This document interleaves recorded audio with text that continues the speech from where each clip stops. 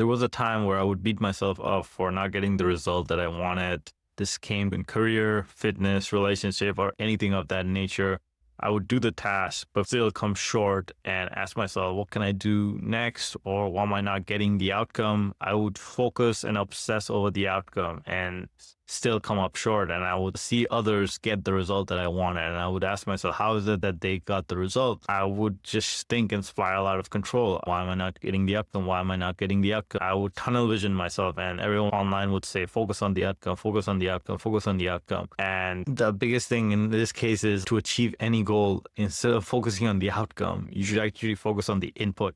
Like, what is it that you can control? And if you think of it from an Islamic perspective, we are told that we do what we can. So we tie the camel, take the action, do all the execution, and leave the result to Allah. And whatever good comes from Allah in this case. So we are told to take action. So we can only control what we can input. So if that is the case, then instead of obsessing over the outcome, we should obsess over the input itself. This looks in many terms like people in YouTube talking about focus on the journey, not the outcome. Like Ali Abdal and many others talk about. If you look at Hamza's video, he's also a very popular YouTuber in the self-improvement space. You will see him talking about focusing on the result itself and obsessing over the result. But then he also goes back and forth. The whole point is you don't want to look desperate and needy. It's almost like you desperately need this job. You desperately need this girl. You desperately need this thing to happen to get to the next stage. That makes you more repulsive to whatever it is that you're trying to get.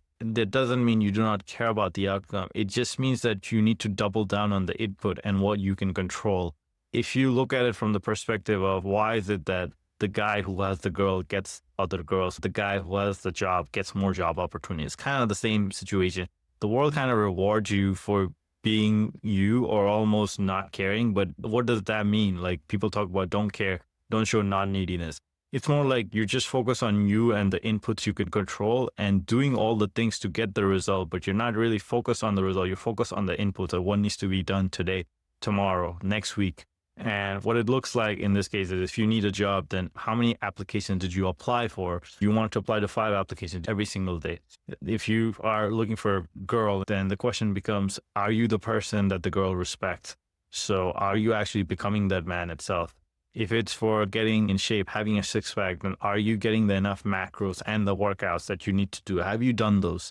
You can actually expect the result. The result will almost automatically come if you are doing the inputs. It's just a matter of time. And the more you stick to the input, the faster the result will come. It's almost like forgetting about the result itself and focusing on the input and the task that needs to be done every single day. And that's pretty much it, how you achieve any goal. And pair that with the fact that you have solid laser focus on one goal at a time, and you will find that you are more worthy of achieving that goal than anyone else. And if you look at someone who achieves a lot, there's people who are going to Mars, conquering Stanford, doing the Olympics, doing this, doing that all at the same time and within a certain age threshold. The reason why they got so much is like they have almost seasons in life where they focus on one thing and one thing only, and the rest of them is like on maintenance mode. So the question you ask yourself is, what is the one thing that will catapult me to the next level and almost make everything else easier? And once you find that one thing, you almost obsess over it, and the rest of the goals you have, you put them in maintenance mode. Obsession looks like obsession over what needs to be done every single day, on a task level, on a time level, on a minute level. Once you do that, you will find yourself closer and closer to the result. And all that fear and anxiety that you have over the goal or the task will actually shatter it. So what does this look like tactically? You want to define the goal. What is the outcome that you want to reach? If you backtrack from there, what are the inputs that you need to do? What are the 3 daily inputs for a job? Is it applying to 5 jobs every day, networking with 2 people, or improving your resume? For your body, it would be eating clean, train, and sleep 8 hours. For your relationship, is becoming a better communicator, build confidence, and meeting new people. And you want to track your streaks, not the results. Every day you show up, that's momentum. Once you get started, you will see that it's easier to start flowing. The initial start is the hardest. That's when the barrier to entry is higher. But then once you get the ball rolling, you're more comfortable with the process. The fear goes down, the procrastination goes down.